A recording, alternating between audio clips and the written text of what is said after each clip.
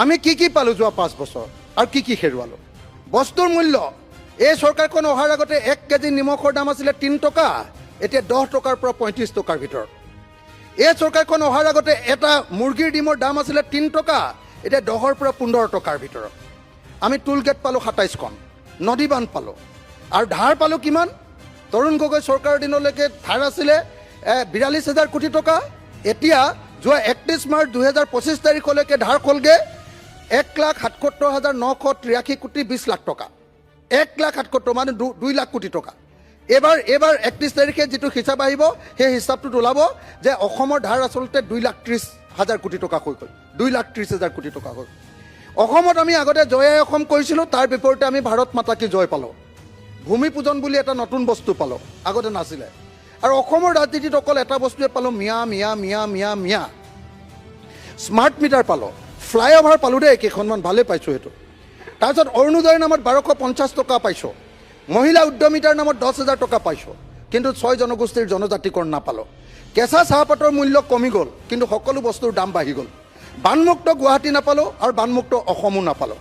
NRCখন আজিও নহ'ল অসম চুক্তিৰ আধাৰত খিলঞ্জীয়াৰ সুৰক্ষা কবচো নাপালোঁ আৰু আমি এই চৰকাৰৰ দিনত জুবিন দাক হেৰুৱালোঁ 8,259খন স্কুল বন্ধ হৈ গ'ল আমাৰ বৰঝাৰ এয়াৰপৰ্টটো আমি আদানীক দি দিলোঁ জল পৰিবহণ বিভাগটোক আমি কমপ্লিট ব্যক্তিগতকৰণ কৰিলোঁ এই চৰকাৰৰ দিনত দেখিলোঁ যে ধান উৎপাদন হ্ৰাস হৈ গ'ল মই এতিয়া সংখ্যাটো ক'বলৈ গ'লে আপুনি অলপ পিছতে দেৰি হৈছে বুলি চিঞৰি দিবৰ কাৰণে সংখ্যাটো নকওঁ অসমীয়া মানুহে উৎপাদনত ধৰাৰ ঠাইত লাহে লাহে প্ৰফেচনেলিজিম এৰি বেছি এলেহুৱা হ'বলৈ ধৰিলে আৰু অসমীয়া মানুহৰ এতিয়া গাঁৱত অকল দুটাই কাম হয় হাজিৰা কৰিব লাগিব মিস্ত্ৰীৰ লগত যোগালী কৰিবলৈ যাব লাগিব নহ'লে বেংগলোৰ বা চেন্নাই বা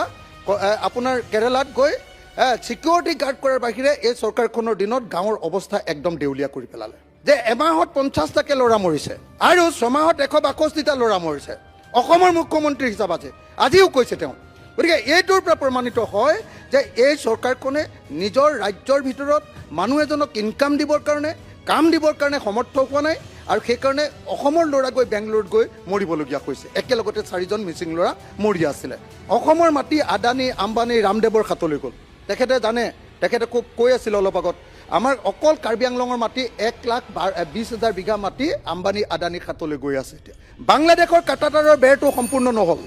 শ্ৰীভূমি জিলাত এতিয়াও 4 কিলোমিটাৰ 350 মিটাৰ এতিয়াও বাকী আছে দক্ষিণ চালমৰাত 38 কিলোমিটাৰ 950 মিটাৰ এতিয়াও 38 কিলোমিটাৰ 950 মিটাৰ এতিয়াও উন্মুক্ত হৈ থাকিলে সীমান্ত চিল নহ'ল অসমৰ চুবুৰীয়া ৰাজ্যক অকল মেঘালয়কে হাঁহিমত আমি 3.21 বৰ্গ কিলোমিটাৰ অসমৰ ভূমি এৰি দিলোঁ বিদেশী খেদিম বুলি কৈছিলে যে টালি টোপোলালৈ চব যাব লাগিব বিদেশীবিলাক এতিয়ালৈকে 1676 জন বিদেশী এতিয়ালৈকে অসমৰ পৰা গ'ল যোৱা 9 বছৰত আৰু সেই হিচাপত মই আজি অলপ আগতে হিচাপ কৰিছিলোঁ যে 1676 জন যদি 9 বছৰত বিদেশী গ'ল মোক দিয়া তথ্য অনুসৰি ইয়াত বিধানসভাত তেতিয়াহ'লে বছৰি 186 জন বিদেশী গ'ল আৰু এই হিচাপত 40 লাখ বিদেশী বিজেপিয়ে কোৱা মতে বিদেশী যাবৰ কাৰণে আমি বিজেপি চৰকাৰখনক অসমত শাসন কৰিবলৈ দিব লাগিব 21,480 বছৰ 21,480 বছৰ ইয়াত শাসন কৰিলেহে বিজেপিয়ে বিদেশী খেদি শেষ কৰিব এতিয়া যেনেকৈ খেদি আছে জনজাতিবিলাক মিচিং সোণোৱাল কছাৰী ঠেঙাল কছাৰী তিৱা ৰাভাক 6 শিডিউল দিম বুলি কৈছিলে ৰাম ঠগন দিলে অসমীয়াৰ বাবে সাংবিধানিক সুৰক্ষা কবচ নাপালোঁ পথাৰত একটো পালোঁ আমি পানী নাপালোঁ PHC জল জীৱন মিছনৰ ঠিকাদাৰবিলাকে এতিয়া ছুইচাইড কৰিবলৈ আগবাঢ়ি গৈছে আমাৰ কৰ্মচাৰীবিলাকৰ কাৰণে OPS আমি নাপালোঁ